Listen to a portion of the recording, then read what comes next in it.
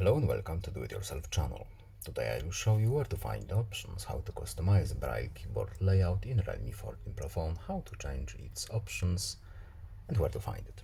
So first of all, we need to go to settings. Next in settings we need to go to accessibility and convenience, then accessibility. Then we need to tap the Vision tab, then TalkBack. Next in the top right corner here we have the scope menu. And now we are looking at the Braille keyboard options. Here they are. And here we have our options, and we are looking for the layout options.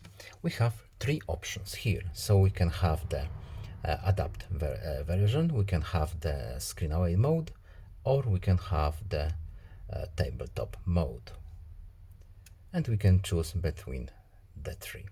I will leave it at the adaptive mode, and that's pretty much it. Goodbye.